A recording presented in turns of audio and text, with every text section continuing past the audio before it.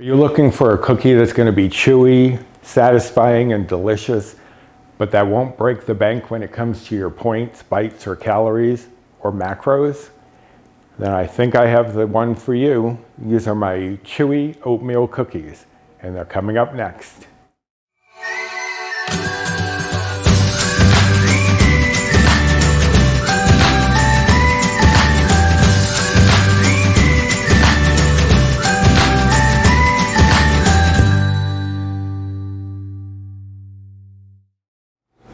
Hello and welcome to my kitchen. My name is Roy. I'm a home cook, amateur baker, and I created this YouTube channel to share some of the recipes that have helped me to lose, at this point, 127 pounds.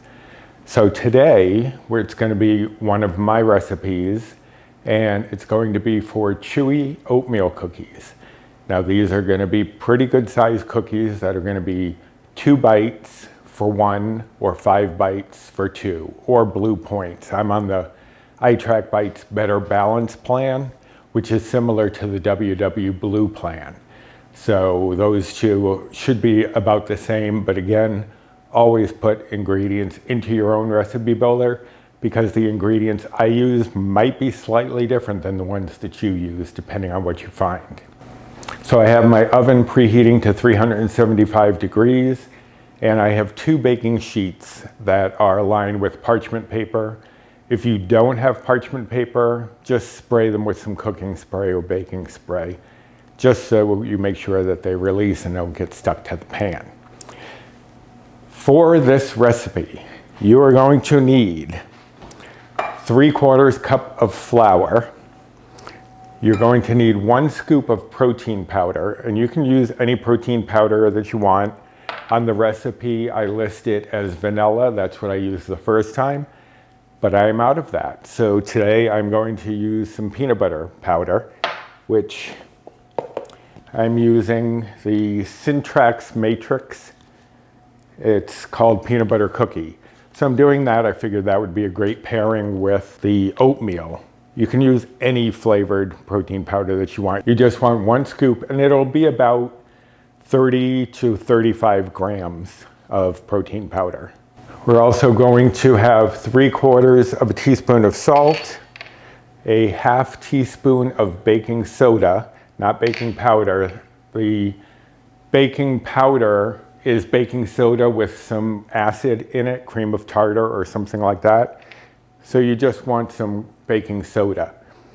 Now you could replace baking powder for the baking soda, but you would have to use a lot more, and that could throw off the flavor, the texture. So it's best to stick with the baking soda. You would need 3 times as much baking powder as you do soda, so it would be 1.5 teaspoons, which may work out fine, but I haven't tried it that way, so I just used the baking soda. We also have 4 tablespoons or 1/4 cup of light butter, and this is the light butter that I use. I can't believe it's not Butter Light. That's just the one I prefer. I found it to be the best on points or bites. You're also going to need just a 1/4 teaspoon of cinnamon. You're going to need 3/4 of a cup of a brown sugar substitute. I use Swerve. If you follow me, you probably know that. And a 1/2 cup of granulated sugar replacement. Again, I use the Swerve. You could use monk fruit or anything that's a 1-to-1 exchange for sugar. I also have a 1/2 cup of pureed pumpkin, not pumpkin pie spice. Now, someone asked me on my last recipe if you could use applesauce or even mashed bananas in place of the pumpkin. You can. But because applesauce tends to be more liquid than the pureed pumpkin, I would probably cut that down to maybe a 1/3 cup instead of the 1/2 cup of pumpkin. Okay, here we have 1 whole egg and 1 egg yolk. Having an extra yolk will just give it a richness, that chewiness that you're hoping to get. And then we have a teaspoon of vanilla. You could use another extract if you prefer, but I just like the vanilla. It's very general It's not going to conflict too badly with whatever protein powder you put in there. And the star of the show, 3 cups of old-fashioned oats. All right, so the first step in these cookies is to take the flour and add the protein powder to it. Just whisk those two together. Add in the salt and the baking soda. And just give it a good whisk. Make sure it's fairly well combined.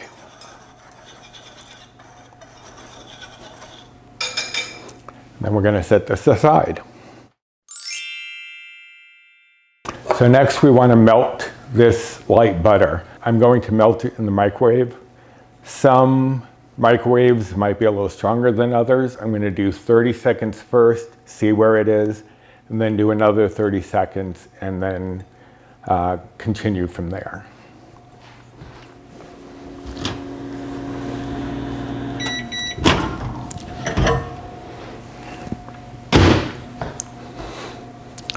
All right, so the butter is pretty well melted. There are still a few little clumps, but once you mix it around a little bit, you'll see they melt right away. And the first thing you're going to add into the butter is the cinnamon. Now, the reason that you're adding the cinnamon first into the butter rather than into the dry mixture is that this warm butter is going to bloom that scent. So that little 1/4 teaspoon, you're going to notice a bit more. Like I can smell it right now wafting up from the bowl. It helps to accentuate the flavor, even though it's a small amount. Okay, next we're going to add in the brown sugar replacement and the regular sugar replacement. And you want to do this while the butter is still somewhat warm, so it'll help to melt some of that brown sugar especially, which tends to clump up. Okay, now we're going to add in the pumpkin puree. Make sure we get all of that goodness out, because this is what's going to provide us with the moisture in our cookie.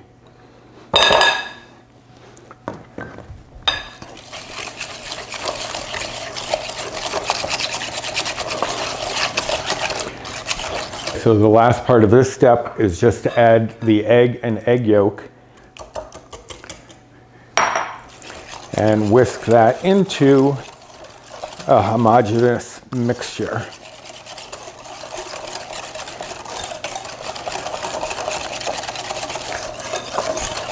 And I almost forgot, the vanilla also goes in with the eggs. And just whisk that in. And then we're going to switch from a whisk to a spatula or a spoon. A wooden spoon is preferable just because you want something that's going to be sturdy and not chance to break with the weight of all the oatmeal once it stiffens up the batter. Okay, so now we are going to add in the flour mixture that we stirred up earlier, the flour and protein powder. And you don't have to be too gentle. It's not like you're trying to keep air in a batter like for pancakes. You just want to get this combined as much as possible before you add in the oatmeal.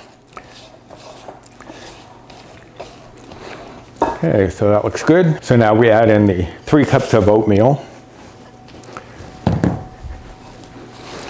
And this is where you might want to be a little more delicate, not because you're going to ruin the oats, but just because you don't want them flying out of the bowl. Now, if you wanted to at this point, you could add in other things like maybe dried cranberries, raisins, which I'm not a fan of, but a lot of people enjoy. Chocolate chips, maybe some Lily's chips. I do have some Lily's pumpkin chips, which would probably be good in here, but I'm not going to mess with the bites as I have them now. I'm just going to do them as is.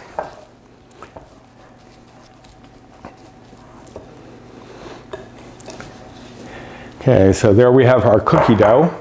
I will get the pans and we will portion this out. Now this recipe makes 18 cookies the way that I'm doing it. You could make more cookies that were smaller for fewer bites. It all depends on what you want to do. If you do that though, just make sure you adjust the time, lower the time for a smaller cookie so that they don't burn. But I'm going to take about 3 tablespoons, which is a number 24 scoop. Now, if you've never used these ice cream scoops that aren't just a regular ice cream scoop, there are numbers. If you fold in the little part that scoops everything out, that swipes through the bowl, if you swoop through there, I know you probably cannot see it, although I will try to get close. There is a number on here. This is a number 24. That's about 3 tablespoons. But you can portion it in whatever way you want that approximates it. You could weigh it out, do it that way. It's all up to you. So I'm going to scoop these up. Now you're going to do 9 cookies per sheet, and you're going to bake them one at a time, because when you put 2 cookie sheets into the oven, I mean, I will on occasion, but then you have to go in, you rotate them to make sure they're all getting the same air, the same heat, and they're not burning on one side and not cooked on the other. So it's just easier just doing them one at a time, and it's a very short bake, I think like 10 to 12 minutes. So it shouldn't be a problem.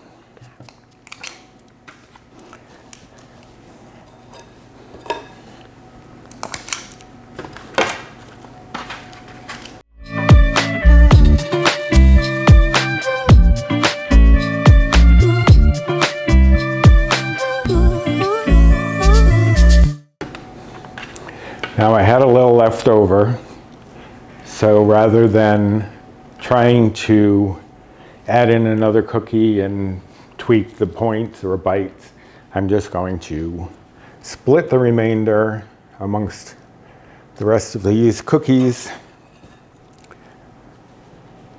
so that I still have 18. Okay, I am back and I have some damp hands, because what you're going to do is press these down. They're not going to expand much like a typical cookie might spread. So you have to pat them down and try to get them a little thinner just so they bake more evenly. You want it to be about a like 2.5-inch cookie. You don't want it to be too thick. If it does happen to be a little too thick, you may need to bake them a little longer. But about like that.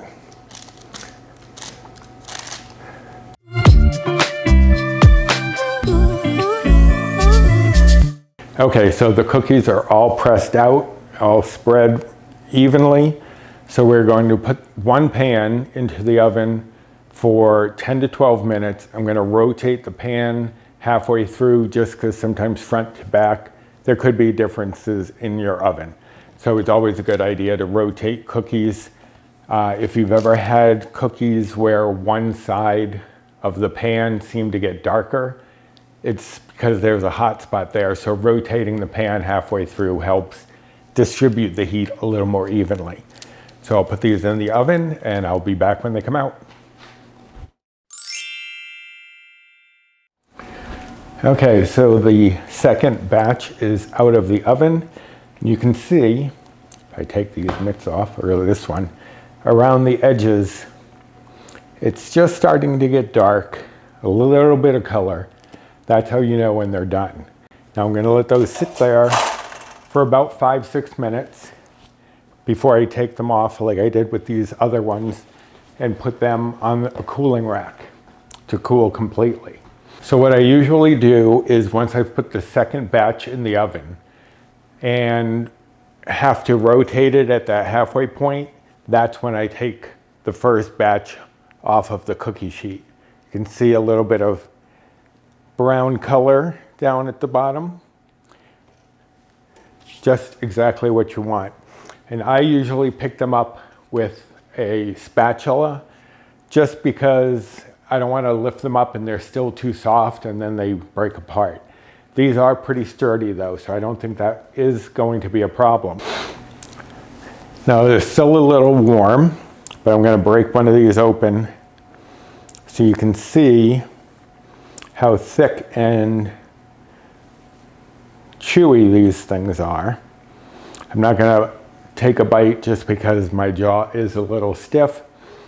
And when I take a bite, usually that first bite, like I've mentioned in other videos, can be a little difficult to chew. So I don't want to do that, but I do want to show you the interior and what they look like there, so that you have a good idea of what you're going to be getting. As I said before, each cookie is going to be 2 bites or 2 points. I follow Better Balance, and that's equal to the WW Blue. If you're on, I think it's green that lets you have oatmeal, these would probably be maybe 0 points, I don't know. But most of it comes from the oats and the little bit of flour. So definitely put it in the calculator and see what you get. Now, if you're following calories, these are 97 calories each with the ingredients that I use. And if you're following macros, the fat is 2.6 grams, the carbs are 28.9 grams, and the protein is 4.3 grams. But again, those might vary slightly if you have a different protein powder. If you use a different brand of oatmeal, maybe that will throw it off slightly. But it will be around that range. So I hope you enjoyed this recipe. I hope you will give it a try and let me know in the comments below if you did. And also like this video for me if you would, and subscribe to the channel. I love having you along for this journey. Now, if you find there's someone who might enjoy this, share the video. And don't forget to go to my blog. The link is in the description box. And you can get all of these recipes as well as some others that I have not made videos for yet. And until next time, I hope you enjoy these, because I know I will. Bye.